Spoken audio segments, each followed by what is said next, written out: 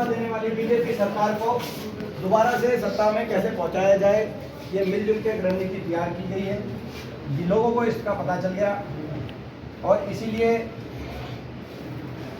मैं दावे के साथ कह सकता हूं कि सिरसा में आप देखना, क्या सिरसा में सरेंडर कर चुकी है कांग्रेस के सामने, बीजेपी सरेंडर कर चुकी है जो उन्होंने नॉमिनेशन वापस ले लिया है। देखिए सरेंडर ये और भी गहरी साजिश है, केवल सरेंडर की बात नहीं है। सरेंडर तो उनको पता है, बीजेपी तो तभी सरेंडर हो गई थी जब इन्होंने अपने मुख्यमंत्री का चेहरा बदला। 10 साल जो सेनापति रहे थे, जब युद्ध का समय आया तो उनका कहा कि भाई इनके चेहरे पे लड़ेंगे, तो यानी कि 10 साल भट्टा बैठ गया हरियाणा का, भट्टा तो बैठ गया, 10 साल कम नहीं होता। अपना मुख्यमंत्री का चेहरा बदला, अपने मुख्यमंत्री का चेहरा बदला, अपनी कैबिनेट बदली, अपने प्रदेश अध्यक्ष को बदला, चुनाव की तारीख बदली और चुनाव की तारीख दूसरी बार भी बदली। लेकिन बीजेपी के कष्ट कम नहीं हुए ये सब बदला बदली से, क्योंकि जनता ने तय कर लिया जनता सरकार बदलेगी। कांग्रेस पार्टी की सरकार हरियाणा प्रदेश में बड़े बहुमत के साथ बदलेगी। 10 साल हरियाणा का कितना नुकसान कर दिया इन्होंने। आज बेरोजगारी में देश में नंबर 1 हरियाणा, आज नशे में देश में नंबर 1 हरियाणा, और आज अपराध दर में देश में नंबर 1 हरियाणा। ये 3 आंकड़े तो इनका रिपोर्ट कार्ड केंद्र सरकार ने जारी किया इस साल। तीन का इनका रिपोर्ट कार्ड केंद्र सरकार, मोदी सरकार द्वारा जारी 3 रिपोर्ट कार्ड तो मैं बता दूं, बाकी फिर हम बताएंगे। भारत सरकार की रिपोर्ट के अनुसार देश में हरियाणा बेरोजगारी में नंबर 1, देश में हरियाणा नशे में नंबर 1 और देश में हरियाणा क्राइम में नंबर 1। ये तो इनका भारत सरकार का रिपोर्ट कार्ड है। और जनता का रिपोर्ट कार्ड ये है, हर वर्ग को उलझा दिया, आम आदमी को उलझा दिया पोर्टलों में, फैमिली आईडी में, प्रॉपर्टी आईडी में, पहचान पत्रों में, कागजों में। नौजवान को उलझा दिया सीईटी में और कच्ची भर्तियों में।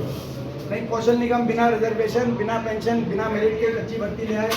किसान को उलझा दिया 3 काले कानूनों और आंदोलन में 750 किसानों की जान की कुर्बानी लेने वाली ये सरकार साबित हुई।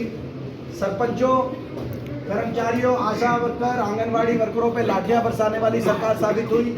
हमारी बेटियों को 6 ओलंपिक विजेता, मेडल विजेता बेटियों को मैं पूछना चाहता हूं, क्या कसूर था साक्षी मलिक का, क्या कसूर था विनेश फोगाट का। ओलंपिक में जब वो मेडल लेके आती थी तो उनके स्वागत में पूरी भारत सरकार, पूरी भाजपा के मंत्रिमंडल एयरपोर्ट पे पहुंच जाते थे। लेकिन जब वो धरने पे 6 महीने तक बैठी रही कि उनको न्याय मिले, उनको धरने पे उनकी बात सुनने कोई एक भी भाजपा का पदाधिकारी तक भी नहीं पहुंचा। 6 महीने के बाद सुप्रीम कोर्ट के कहने के बाद उनके FIR हुई, नहीं तो 6 महीने तक FIR नहीं दर्ज करी सरकार ने। कितना बड़ा अन्याय। तो हर वर्ग के साथ अन्याय करने वाली ये सरकार ये साबित हुई है। दिनेश फोगाट, आपको पता है कि उन्होंने जो है न्याय की लड़ाई में कांग्रेस पार्टी ने साथ दिया। इस बात को देखते हुए वो प्रत्याशी भी हैं हमारी पुराना विधानसभा क्षेत्र से।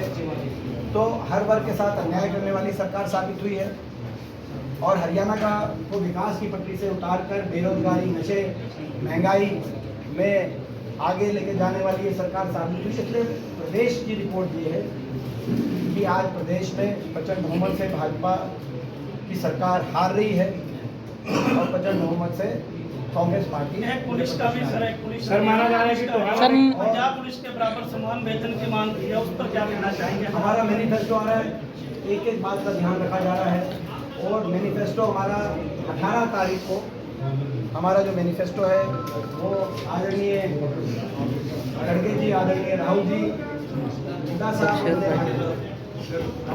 हमारे ये मैनिफेस्टो कांग्रेस पार्टी का और जो मैनिफेस्टो कमेटी की चेयरमैन हमारी बहन गीता भुक्कड़ जी, ये मैनिफेस्टो लॉन्च करेंगे। और मैनिफेस्टो आ रहा है हरियाणा का, उसमें जैसे आपने एक बात की, हर वर्ग के हर जो है बातों का ख्याल रखा जाएगा। युवाओं के लिए क्या सर मुख्य मुद्दे क्या क्या है जी? हमारा जो मैनिफेस्टो होगा क्या पोर्टल वापस लिए जाएंगे? वो मैनिफेस्टो में बात है, सही बात है कि कई जगह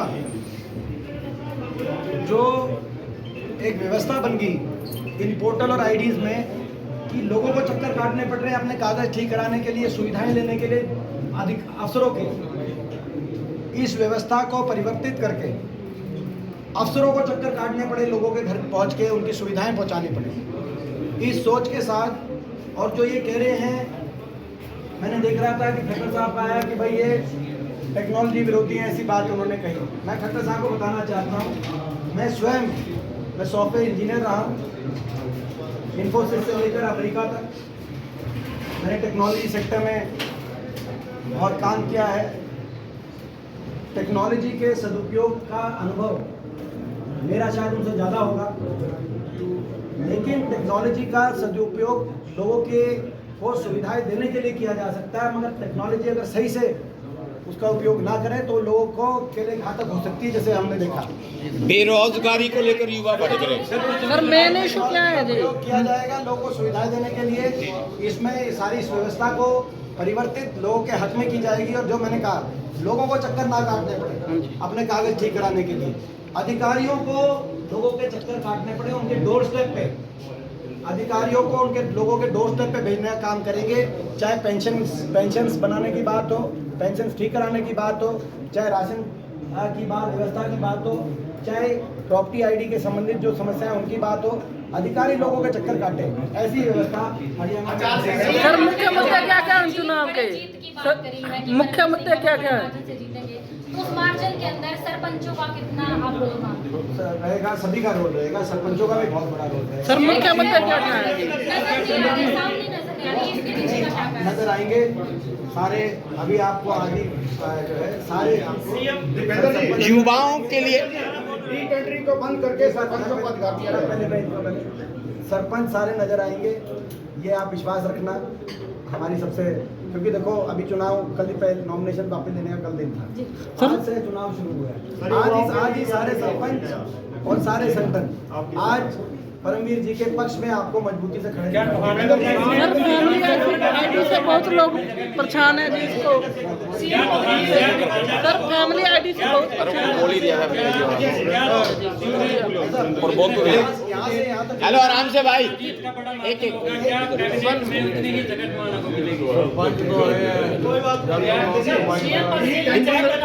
टेंडरिंग को बंद कर सरपंचों को अधिकार दिया जाएगा, टेंडरिंग को बंद करके पूर्ण रूप से सरपंचों को अधिकार दिया जाएगा। कोई बात नहीं। तो क्या कैबिनेट में एक बार फिर से टोहाना को जगह मिलेगी बड़े मार्जिन के साथ साथ? मैं ये कह सकता हूँ कि यहाँ तक परमवीर जी की बात है, लोग याद करते हैं उनके कार्यकाल को, उनकी मिलनसारिता को,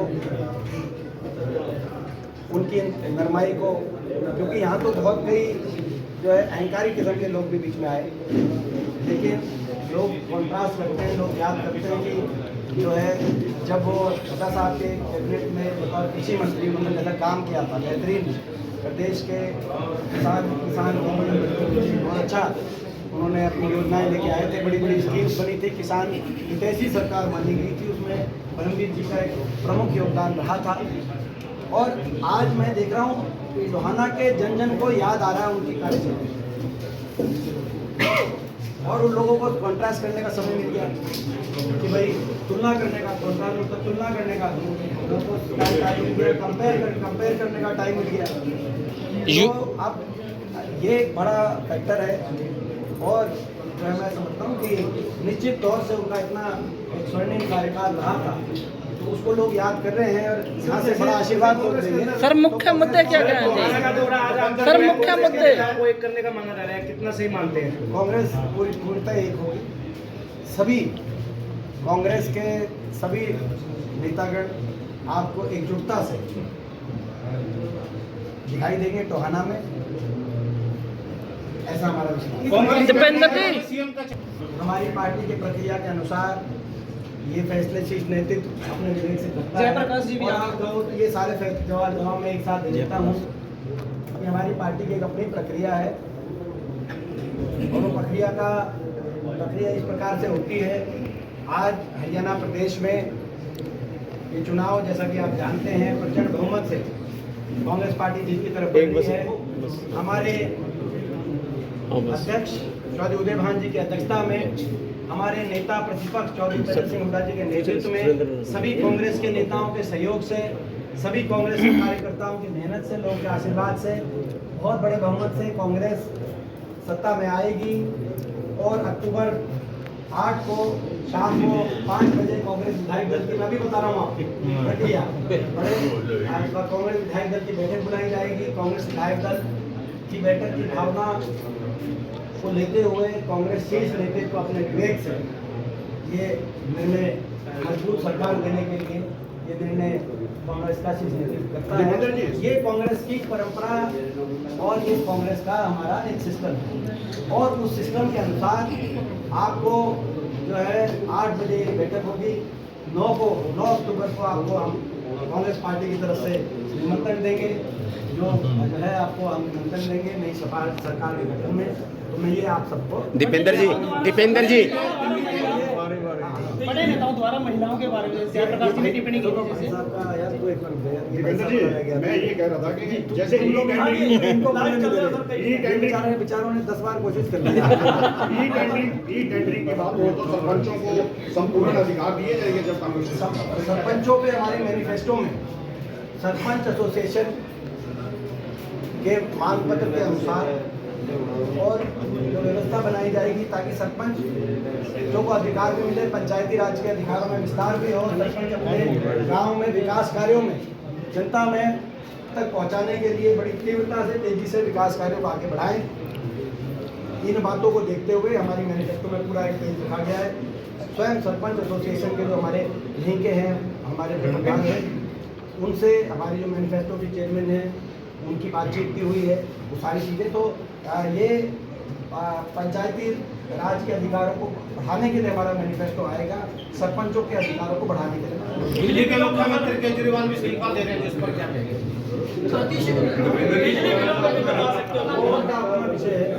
दीपेंद्र जी किसानों के लिए कोई बड़ी दिल्ली में हमारे मैनिफेस्टो में एक बात जो कह चुके हैं और वो बात आपके नोटिस में भी हमारे लोगों को भी पता लगनी चाहिए।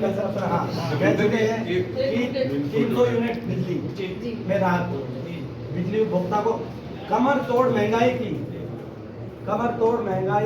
कमर लगाने का कांग्रेस पार्टी काम करेगी। कमर तोड़ महंगाई की कमर तोड़ने का काम करेगी, महंगाई कमर तोड़ेंगे। और 300 यूनिट बिजली में राहत और 500 रुपये में गैस सिलेंडर हमारी माताओं बहनों को। ये 2 बातें आप चलाइए। एक आधी चीज 18 को एक सरप्राइज के रूप में आपको देंगे, क्योंकि आप इंतजार करिए 18 तक। दीपेंद्र जी एक अंतिम सवाल। कल जब मैनिफेस्टो राहुल जी, खड़गे जी, सर, किसानों के लिए जारी करेंगे गीता गोविंद जी, तो एक अपना आपको एक आधी कोई और बहुत ही जो है एक ऐसी चीज जिसको देखकर आपके चेहरों पे खुशी आएगी। हम चाह रहे हैं आपके चेहरों पे खुशी आए। दीपेंद्र जी सर किसानों के लिए जी, पत्रकारों के कल्याण के लिए कोई है आपकी क्या आपके पास योजना? भाई पत्रकारों के कल्याण के लिए, पत्रकारों का कल्याण जरूरी है और निर्भीकता से और निडरता से निष्पक्ष पत्रकारिता बनी रहे। ये जो बीजेपी ने जिस तरह से पत्रकारिता पे राजनीतिक पार्टी ने दबाव बनाने का कार्य किया, ये बड़ा मैं समझता हूँ पत्रकारिता के अध्याय में काला अध्याय। मैं आप लोग के लेवल पर नहीं मानना, मैं नेशनल लेवल पे कर रहा हूँ, वो अच्छा नहीं है। लेकिन पत्रकारों के लिए आप देखना एक विशेष हमारे मैनिफेस्टो में जो है लगे देखे हमारे हैं। और इतनी सारी चीज़ आप बता दूँगा बिट्टू साहब, उन्होंने कहा कि रावण साहब सबसे बड़े आतंकवादी हैं और उसके बाद आपका क्या कहना है? मैं बिट्टू जी के बारे में मैं क्या कहूँगा, सारी उम्र राहुल जी के और कांग्रेस के पास साथ उन्होंने निभा दी और अब जब चुनाव हारने के बाद उनको तो जनता ने हराया, उसके बाद बीजेपी ने जब मंत्री बना दिया तब उनको याद आया। जो सारी उम्र वो कांग्रेस में रहे और जीतते रहे, तो बिट्टू जी आत्ममंथन करें, अपने फैसले पे आत्ममंथन करें।